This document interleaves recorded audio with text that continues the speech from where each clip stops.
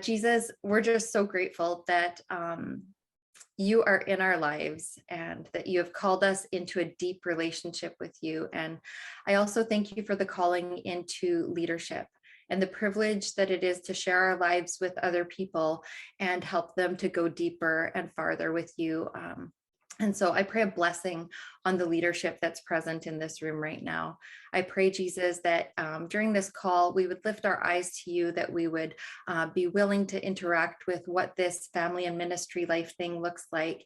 And we invite your Holy Spirit to just put your finger on the things that are going on in our lives that we need to offer to you here today and wrestle through. And so we are grateful for your presence and for your movement here among us. In Jesus' name. Amen. All right. I am going to pass it off to Murray and Lorrie, and hopefully the rest of our people show up shortly. Welcome again, everyone, and off to you, Swams. Well, Lorrie and I are very pleased to be able to be with you today, but you always wonder, what is it that qualifies you for coming to do something like this? And I guess the only thing that qualifies us is that we've made it this far along and we're here. I always think that maybe a better presentation would be to have our children join us, or maybe the chairman of the board or somebody like that come alongside. But we told our kids early on that we were setting aside a significant amount of money so that we could pay for their therapy after they had to live with us for this long. But so far we haven't had to tap into that too much. But we're excited to be able to share with you today. And I think one of the challenges that always comes is, well, we haven't figured this out, so what do we have to share? But I think the collision between family life and ministry is an ongoing struggle that requires constant review and renegotiation. So we want to share with you a few things that we have discovered along the way that we think might help you in finding healthier ways for you to live as a family and as a ministry person or couple, however it is for you, in the middle of what seemed to me to be insatiable demands that ministry brings and life brings. So it seems to us that the collision between family and ministry becomes more difficult when we're not working within a set of core values. So in life, then, what ends up happening is whatever screams the loudest or whatever comes at us in the most urgent way tends to get our attention. And then on the other side, people begin to talk about, like, well, then I need to find balance in my ministry and in our family life. And I've discovered that balance in family and ministry life just simply isn't possible. I think we live in a way too chaotic world, and ministry and family life is just too disparate to be even able to talk about that kind of balance. I think rather what we need to talk about is learning how to do the right thing at the right time, and in the middle of all of that kind of thing. So that's kind of our goal for you today. Katie has been given a template that she's going to put up for you to see from which we're going to work. And Lorrie and I are going to walk you through some of that to see some of those kind of values that might be helpful for you as we work through this. What I want you to understand is that you need to make sure that the values you structure are your values, and you're not just copying ours. And so what you're going to do is take a look at who you are as a family, what your ministry is, what you believe God has called you to do and be. And then your core values begin to reflect that. As Lorrie and I talk, I'm going to suggest that you maybe write down some key words or key phrases that come to your mind that will be triggers for you as you think about the kind of values that you will set up. Lorrie and I began to work on this, and it took us, well, probably almost a year to kind of process this and create the values that we wanted to establish for the family. Now, you're going to discover that those values are just really lying under the surface of who you are and what you think. Our goal today is to try and help you surface those values so that you can put some language around them and you begin to put some structure to them. And then maybe even find some ways of implementing them that will be meaningful for you, so that this chaos that we find ourselves in doesn't become destructive, but in fact, we can work inside of it to bring honor and glory to God, both in our family and in our ministry lives. Now, the other caveat is that Lorrie and I developed these values when our children were very young. And so they didn't get a whole lot of conversation into it. But we think that if you're able to, best thing would be to include both spouses and then the family in this kind of discussion. It can make a great conversation that happens around the table, where you can talk about what is it that really matters to us? Where are we trying to go? Who are we trying to honor? Who are we trying to be in the world in which we find ourselves? And so we take that value and we set it up. So you see the first one we have is Christ at the center. And then the things we put underneath there are things like how would we actually live those out in practical ways? Our core values then for us would be to think, well, what kind of media are we going to have in our home? What will allow our kids to be exposed to? What do you do about, we didn't have to deal with this one, but you do, how do you deal with social media? How did you do with cell phones and the internet? And all of those kinds of things. So Lorrie's going to share with you a couple of examples of how those core values work out. One of the first ones that we have on our list of core values is Christ at the center, which is probably the key one. Everything else wraps around that. So when we first started this, like Marie said, our kids were very young, and we've had to adjust over the time. Let's see. One of the things that we did was we had morning devotions at breakfast at 7:30 in the morning. We're very scheduled. And our son was in high school at this time, and about 10 years into that. And afterwards, he came to us and said, I don't know anyone. None of my friends have to do this before they get ready for school. I don't know why we have to do this every single morning. Makes me late. None of my friends have this. And Marie very carefully and quietly said, I am so sorry that those children go out into the world without someone praying over them. Well, that stopped Michael right away. But what we tried to do is to take these family first values, the entering into their character and seeing what kind of character we wanted to reflect Christ at the center. Those are just some of the ways that we've done this. Okay, so that's a beginning practical exercise of how we do some of these things. Now, what I want to do is begin to help you think about how to do this exercise, and then we're going to go away in our chat rooms and talk about doing them. Excuse me. So the first thing you begin to do is think about what is it that's really valuable to me and to us as a family. What is it that we really believe in? So as I look at our list today, I like it, but things have changed for us in the last decade or so. And so, this is a dynamic thing. You can change it, you can shape it as you go along, and I would recommend that. But maybe you're the kind of person who says, we just have such a heart for missions that we have to somehow incorporate that in our values. Yes, exactly. So you might put that right at the very top of your list, or maybe you think that marriage is the thing that you want to put at a big value level, or perhaps you're a couple that says, discipleship is just so critical to us. So we want to talk about how we disciple not only our family, but we want to talk about how we disciple the wider community.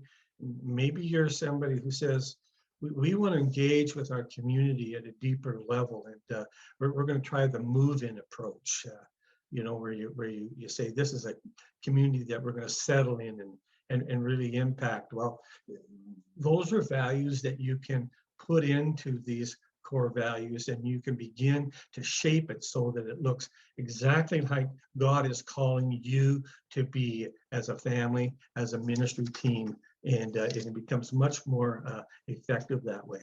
So Lori's going to give you another illustration of how one of ours worked out in mutual respect. I came from a large family in a small home, being raised in Washington State. And as a middle child, I was completely enamored with all the things that went on with family. But I was very much emotionally and physically abused by one of my older siblings. And my parents always just saw that as sibling rivalry, or, you know, boys will be boys, girls will be girls, you know, you're gonna take all of this and you're gonna be fine. And what they didn't realize, and I didn't realize, is that those words and those hurts continued to develop my character into adulthood and into marriage and into parenting.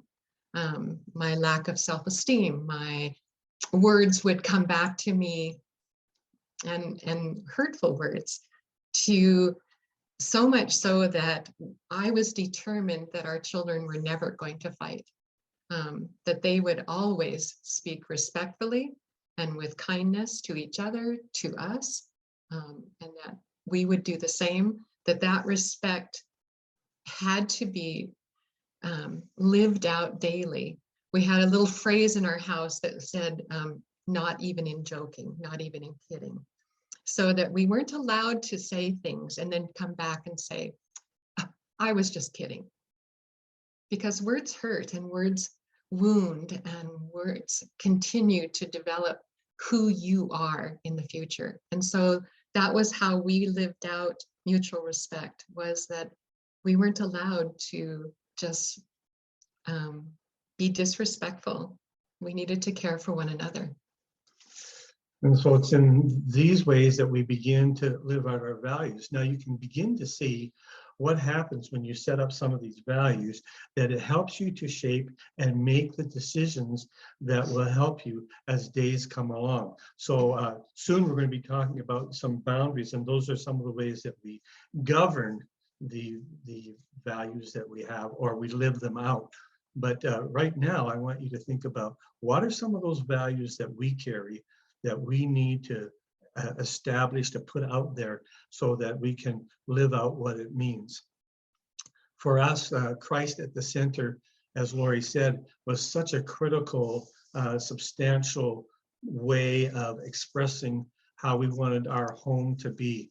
And so one of our initial statements was, we wanted to be a home where people could walk in and they would sense that there was a sense of peace here, that there was a sense of contentment, that it would be like a sanctuary. And so we began to make decisions about how we would not only have our home, but how we would come home from work, or how we would invite other people into the home, and that they would experience those things. And but it also then has a lot of impact on how we lived it out in terms of ministry. And so we're going to be talking about that in the next section. How did ministry and family life, when it seemed like they were colliding, how did we then take those values and begin to apply them so that we could not have such a strong collision, but that we could live more healthily and effectively? So we're done this section a little earlier than we had anticipated, but that's because our next section is going to be a little longer. And so if we could just go now to the chat rooms, and then when we're done with that, about 20 minutes, we'll come back and do some other expression, okay?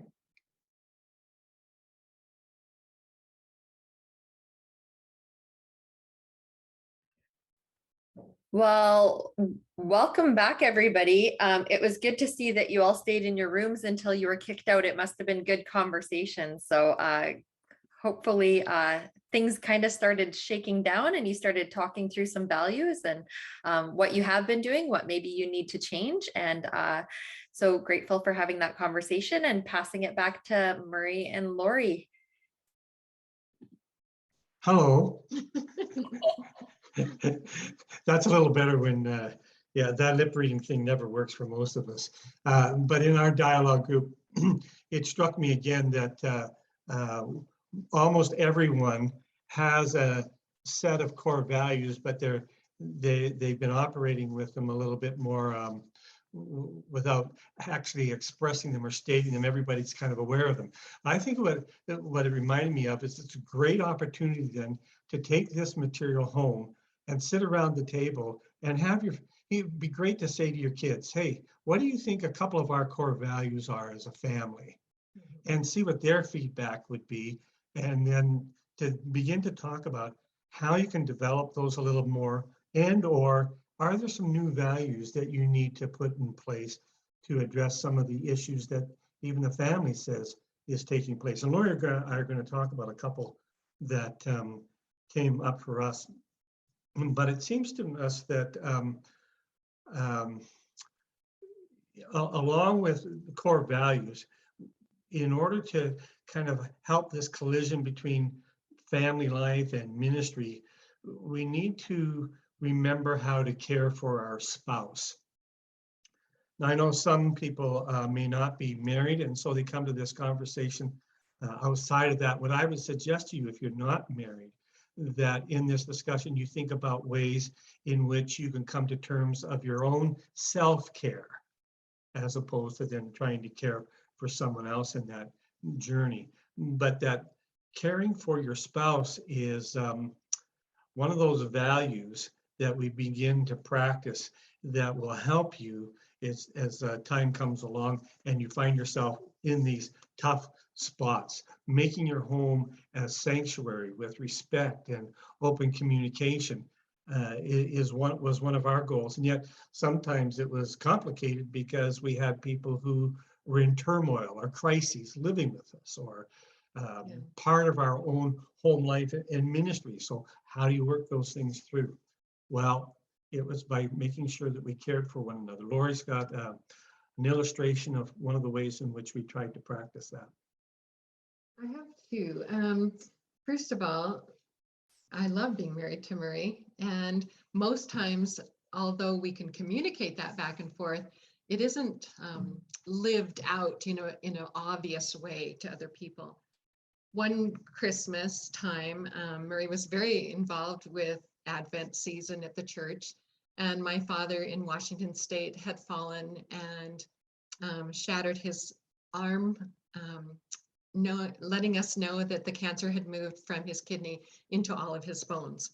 And so we went down to move him from the hospital to the care center, and I needed to stay there over Christmas time. Well, Christmas time's a huge time in the church, and it was just expected that Murray would go back and he would do the Christmas Eve service and he would run everything for the Advent season. And yet he chose to stay with me beside me. And he chose me over the church responsibility. And that was huge. That was huge. And the other part of it is that in communication, Murray has always been very open when things aren't always going correctly and wonderfully at the church.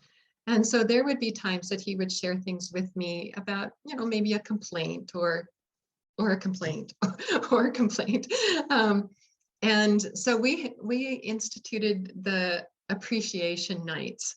And so if it was one of the kids in junior high or high school or even elementary or even college time that we're having just a really rough time, we had an appreciation night. We would have their favorite supper. We would all write out, which is unheard of nowadays, a letter or a note saying to them what we appreciated about them, just the wonderful qualities that they brought. And so, and it was all a surprise for the person that was being appreciated that night. And I can remember Murray coming home from a very difficult season with the elders and with the church people, and a lot of complaints and discord. and walking into the home and having the table all set special for him and having this dinner and just being able to care for him in that way and including our children in that communication as well. There are so many ways that we can appreciate and care for our spouses. That was just a couple times. We've been in ministry, I think it was about 10 years, and I discovered a little bit of a spot on the side of my neck, went to the doctor and discovered that I had stage 4 melanoma, and this doctor was immediately alarmed, and within 2 days I had it removed because he said any more time than that and it could have metastasized to other parts of my body, and that would have been it for me. And but it caused a lot of alarm in our family. We were supposed to be going to Hawaii on a vacation. It was in February, if I remember right. But Lorrie and the kids were very concerned about going to some place like Hawaii with so much sun exposure. And so they decided to make a place for us at a retreat center in Ucluelet, which is on the BC, on the Vancouver Island, on the coast, and took us out there. And we had the most marvelous week together. But that was just Lorrie's gift to me, to make sure that I knew I was being cared about, and that as a spouse, she understood some of the challenges that I was facing, not just physically, but at the church, and being warned that this was the best place for us to be. And so that was a great gift to us. And so sometimes we need to recognize that in family life and ministry life, there are seasons that come, and we recognize those seasons, and we try to walk through with each other through those seasons. It's certainly, seasons like when the kids leave home to go off to college, and there's the sense of abandonment at home, or maybe like the season I've been going through, which is the season of retirement, but having this uncertainty about who I am and where I belong. Those are the places where we walk alongside of each other and provide that kind of support. What we decided, I think this is a very important one. It's something that Lorrie taught me. It's that we would make decisions from now on based on what was best for us, not just what was best for me. And that really helped us a lot in terms of, there were times when I would want what I want and she wanted what she wanted, and that those two things collided. And we couldn't find resolution on it. When we began to think more regularly about, but what would be best for us? And that would be not only as a spouse or couple, but as a family. What's best for us? That began to shift the dynamic of our thinking so that we could think more widely and actually fit more strongly within the values we have. Another one I think that we want to talk about is just relational connections. This is very brief, but people have often realized that they need other people in their lives in order to walk through the journey of life, and especially with ministry and family life, always having this tension in between, to find relationships that are meaningful and valuable to a couple. And some have said you can't find those inside the church, and others you have to find it outside. I don't think there's kind of a rule here, but here's what Lorrie and I discovered, is that you can have a lot of good quality, high quality friendships within the church, but there's a certain kind of friendship that you need that needs to be outside of the church. So Lorrie likes to say, who do I tell somebody that Murray's being a jerk today? Well, wait. And let them, and have them realize that I only meant that in, as it came out of my mouth. Not 2 years later when they say, oh, Lorrie and Murray went through such a tough time. I can remember he was just such a jerk to Lorrie. And, so that's kind of my qualifications. Could I tell that person that Murray's being a jerk and have them know that it was only for the 3 seconds that I was saying it? So sometimes we need to do that, or to face the church challenges. Those are not necessarily something you want to be in dialogue with somebody inside the church.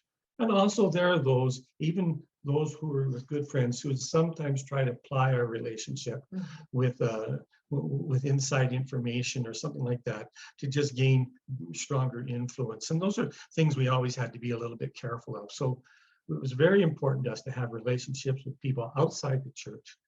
And we found that for us, being in relationship with a couple of other pastoral couples who really got what life was like was really, really important and absolutely critical to our survival, if I can say it that strongly, inside of ministry. And now that we're at the other side of some of these things, our children, our two children, have become absolutely godsends to us Good in that friends. regard. Yeah. Really good friends. But here's the core of what I really want to talk about. We both want to talk about for the next couple of or a few minutes. It's the boundaries issue. Core values are only as valuable as the boundaries you put in place to protect and exercise your values. You can say we have these wonderful values in place and they are so critical, but if they don't come with a set of boundaries that protect them, then it will be just words on a piece of paper. You won't actually find meaningful ways of living them out. I'm sure you've discovered this, but good decisions are rarely made under pressure if you haven't sorted some of this stuff out ahead of time. So we tend to make poor decisions under pressure when we haven't understood what our foundation is. Values are there to help you make difficult decisions when the pressure is on. Boundaries are there to help us protect those values, and boundaries help us to do what we need to do. So boundaries protect our time, how we use our time. Let me allow Lorrie to give you an example of how that boundary came into place for us. Mondays were always Murray's day off, and we had to change our thinking of that. It didn't just become Murray's day off, it was our family day.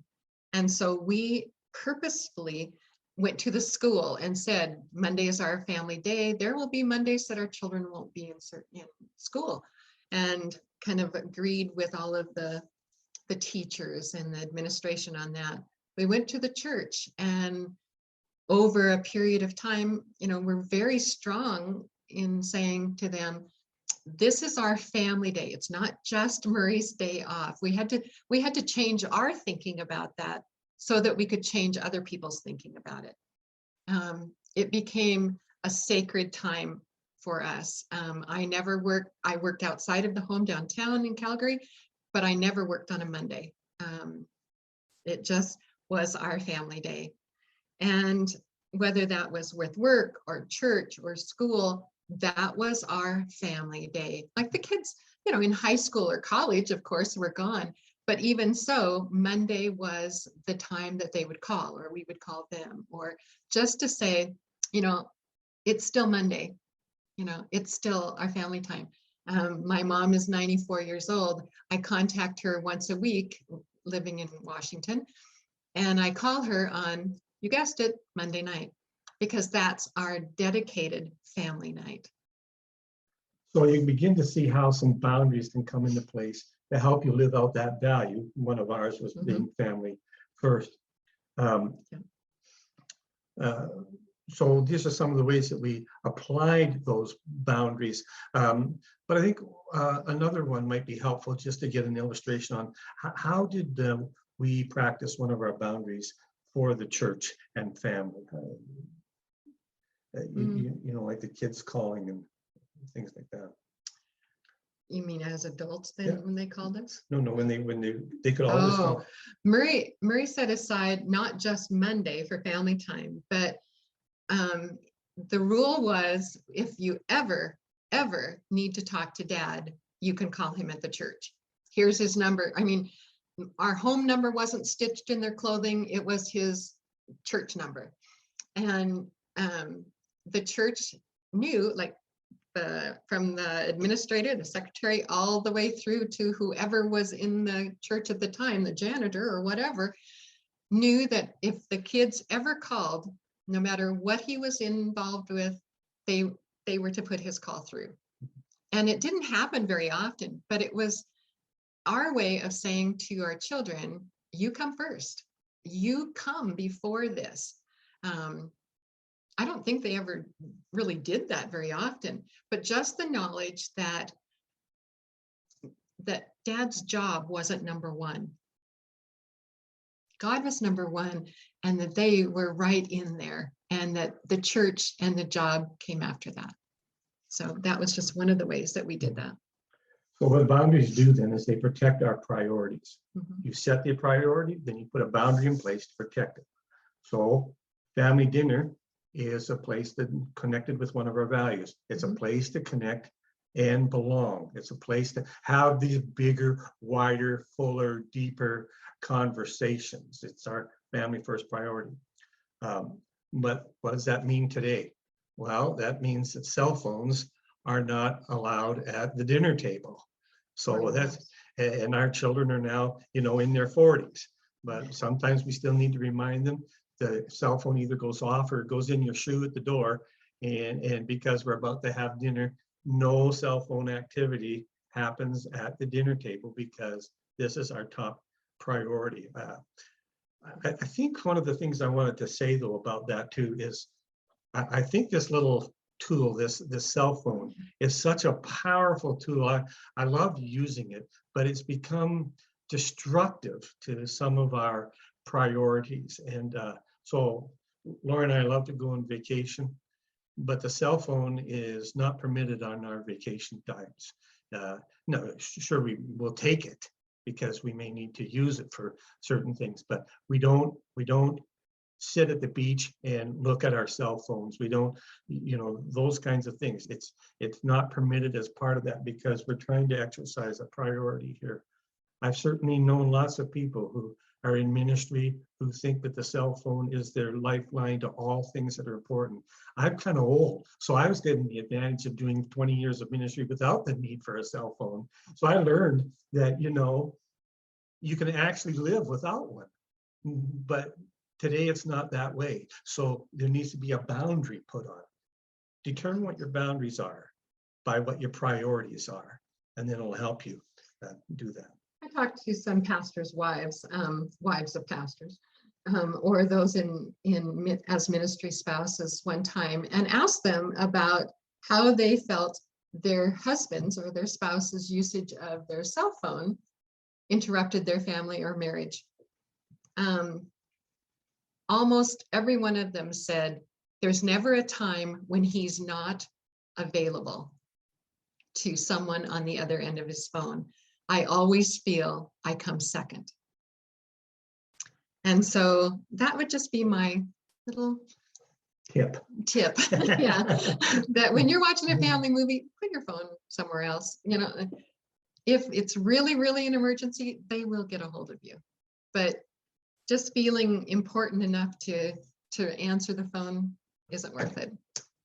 Boundaries also protect our spiritual well-being. Mm-hmm. So a boundary can actually provide you space to read, to pray, to spend time in scripture, to find solitude. Haley Barton suggests that the number one need of contemporary Christians is a need for silence or for solitude. And I've never been able to find solace and silence and solitude without a boundary first being in place in order to protect that space for silence and solitude. Mm-hmm. So maybe for family time of worship or teaching or talking, these all need some boundaries in order for that space to be protected. Everything seems so urgent. It seems so important, so critical. But values help us decide what is truly important, and boundaries then help us keep the important. So sometimes you even have to put a scale to things. This has sort of a number 1 level of importance, a number 2 level of importance, number 3 level of importance. I talked about the tyranny of the urgent. It's to hold that back so that the important can surface and become what's important to you. Another boundary is that's really helpful, but very difficult to kind of develop. So take some good dialogue between the people that are involved, is to decide what is really an emergency. An emergency is something that you're willing to break one of your boundaries for. Okay? So sometimes it's pretty obvious what you break a boundary for, and times not so much. I remember getting a call, you know, at 5 o'clock in the morning, and someone's newborn baby had just passed away. That was pretty obvious that this is an emergency. This is something that you need to break a boundary for. No problem. Don't have to discuss it. But there's lots of other things that come up that have the appearance of an emergency, but may not in fact be one. So you need to decide what makes an emergency for you. I think some people, they have this sense of urgency about absolutely everything that they are experiencing in life. It's always desperation. So asking yourself a couple clarifying questions can be really helpful. First one, is this really life or death? Another one is, can it actually wait until tomorrow? What would happen if we just dealt with it tomorrow? Here's one that I think is really difficult for some of us to answer because it's deeply personal. By responding to this, am I actually satisfying my own need to be needed? Or is this a genuine issue that must be addressed immediately? Am I gaining something on an emotional level by responding to this? Or am I actually meeting a need that has unequivocal demand for the moment? And I think that's not always, I've not always been happy with the way I've answered that particular question, but it's been really clarifying for me as I've gone along and tried to live inside the boundaries that help me live more effectively. I think this one will be helpful for you. Sometimes I had boundaries in place, but I was not certain as to which way to apply that boundary because the need wasn't clear to me. What am I responding to? So it was to do this. I would simply run the issue past Lorrie to see what she thought. And that was important because she frequently was at a greater distance from the person or from the issue than I was, and so had a little wider, a little clearer perspective on the matter. And I remember her many times saying to me, "No, Murray, you need to go, and you need to go right now." So I would pack up and head off to whatever the need was. But at the same time, there's other times when she would say, no, that's one of those where you don't need to take off and leave us as a family. You need to go at a later time. And I remember sometimes even talking to the kids about it. You know, Dad needs to go, and he needs to go right now. And here's why. Are you guys okay with that? Because it's interrupting something we're doing. Yep, that's okay. And praying for you then. And they would stop right then and there and pray for me. And you know, I'd be leaving, but I'd hear the words of prayer being said behind me. And this gave a lot of freedom inside of boundaries to do the ministry work that we had to do. And it's very freeing. Here's another way of looking at boundaries too. Boundaries don't just help us, the people involved in ministry, the people who have families, but boundaries help the people that we serve, especially when we have stated them and they understand them. Because people can learn what to expect and what to not expect from us. So Lorrie said earlier that one of my boundaries was that on Mondays I would not take on any church responsibilities. Well, that also meant denominational responsibilities. I've always carried a fairly significant level of denominational responsibilities. And I would just tell the group that whoever I was involved with right up front, that Monday was not a day that we could expect me at any of the meetings that we might be scheduling. Well, that was helpful for them. Didn't have to then have a debate. Sometimes I remember a lady in our congregation who, had some car trouble. I happened to be one of the handy type, like working in cars. So I helped her because it was a moment she needed some help, but it wasn't long.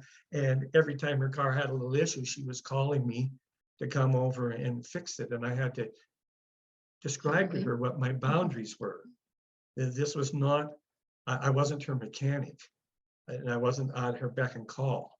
I was able to help her in a moment, but there was other ways of her to get the help that she needed in order for me to do and be who I was supposed to be.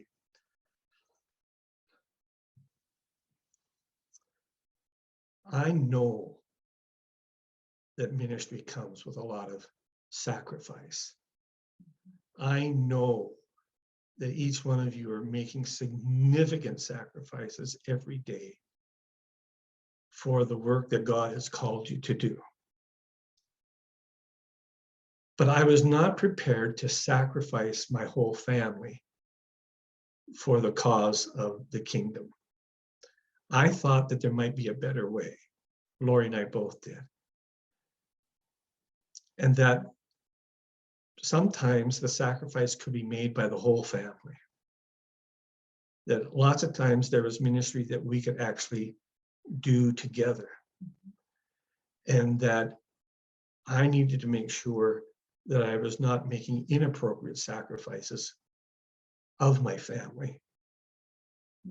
And so I think trying to think through our boundaries with those things in mind are helpful to us. It comes with a lot of sacrifice, ministry does, but it also needs to come with an awful lot of discernment.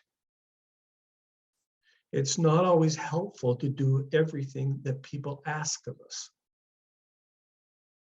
I'm taken by the example of Jesus, who didn't always do what people asked of him. He would often do something quite different. And people would discover that he had actually met their deeper need rather than their spoken need. And I think that's a place of a discernment for all of us, is to see deeper below the surface, to understand that there's more going on here than we might see, and ask God to help us to see those things. The Spirit informs our heart with a spirit of discernment, and that we exercise that. Sometimes these boundaries have to even be in the way in which certain people are in relationship to us. There are those who are dangerous to our souls. And that's not always easy to hear, but there are those who would destroy our soul. It may not be by intent, but it is certainly by action. And I've had to painfully sometimes trust Lorrie in her saying, no, that kind of relationship there is dangerous. You need to watch it. You need to be more careful. Always been good advice. And to have that kind of discernment so that we can imply a boundary that makes these kinds of things more appropriate is the way the Spirit of God often uses our spouses or our friends. What boundary does is help us help others without enabling others. And so I leave that with you. I'm going to leave a couple of final comments with Lorrie, and then we'll finish our time. We talked a lot about family first being one of our core values. Never really saying much about family for life, which kind of goes together. I mean, the people in our breakout group are in different seasons of their life. Maybe not with the toddlers running around, and maybe it's not with teenagers in the house, and it might not be with, just first marrieds, or whatever stage and season you're in. family first is always a great core value, but family for life spreads that along. For us, we aren't in day-to-day ministry anymore as far as being at a church, but that doesn't stop us from doing day-to-day ministry within our family and our neighborhood. So the ways that we can go ahead and move from family first into family for life and celebrate that season that we are in is that we first of all can celebrate that our children are adults, that when they do something really stupid, we aren't the cause and we aren't the reason, and we're not the blame. They have to stand on their own 2 feet now, which they never do anything wrong. So but for their children, and even for our children at this time of their life in their 40s, they need to see us not just as their parent who is telling them what's right and what's wrong, and this is the chore you do on Thursday, and this is the chore you do on Friday, and this is the person that you can't date, and this is the, you have to be here in church now. Those aren't the things that they are needing in their life right now. I'm not sure that they would say they ever did.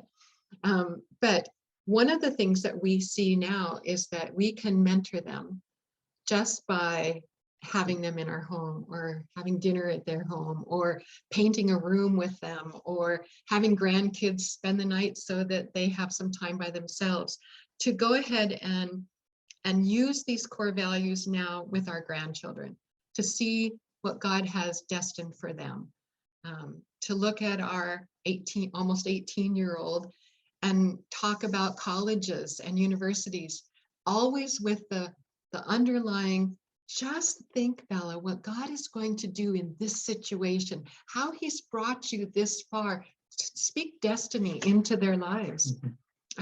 Not just, wow, you are such a good soccer player, but you are so kind to your teammates.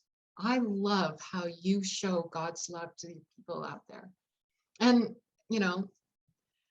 to be able to go ahead and put family first for life in every season is difficult sometimes, but it always goes back to core values. And so for me, I would say, yeah, even if you've got them up here, at least share them with your family. Talk to your adult children and say, what values, like Marie said, what values do you think were in this home? There are days that my grandchildren will come in and they'll say, oh, don't do that, we're at Nana's. So they know that there are rules, they would say, guidelines for them in this home because of the core values that we set up long before they were born or their parents were born. So yeah, have them in your brain, but write them down, talk about them, communicate them with the people that are important to you, whether that be your church board for setting boundaries, or for your family, or for your parents even, to go back and say, these are the core values that I have in my home. This is what I gained from you. This is my positive, slant that we have in our home now because of what you taught me.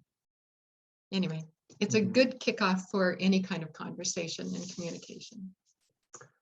Thank you, Lorrie. Sure. So as we wrap up, we've created some key questions that we want you to work through as you think about the things we've shared today.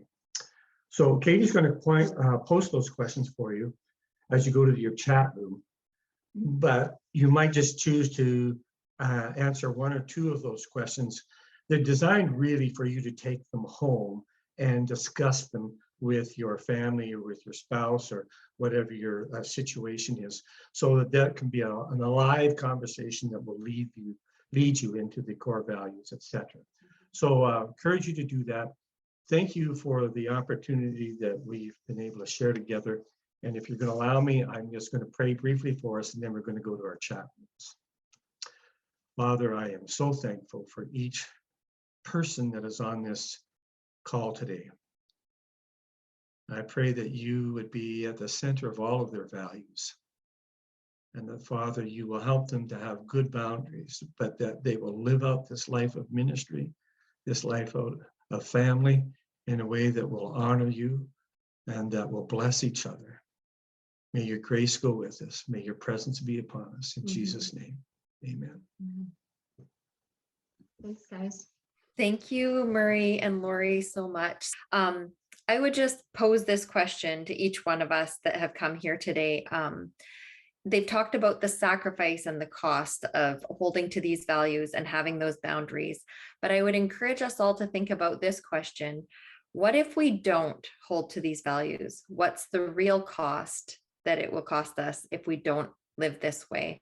And I think that's the big thing. If we want to be in ministry for the long haul and we don't want to lose our family in the process, we're going to have these values and these boundaries, and we're going to have to hold to them and live according to them. So yeah, it's a sacrifice and there's a cost to living this way, but what is the cost if we don't would be a good question. So bless you all. Thanks again, Murray and Lorrie. Thank you, Katie, for taking care of tech. And we're going to go into breakout rooms just to touch on a few more of these questions and pray for one another. And then you can dismiss yourselves at that time. Thanks for being here, everybody. Great to have this time together.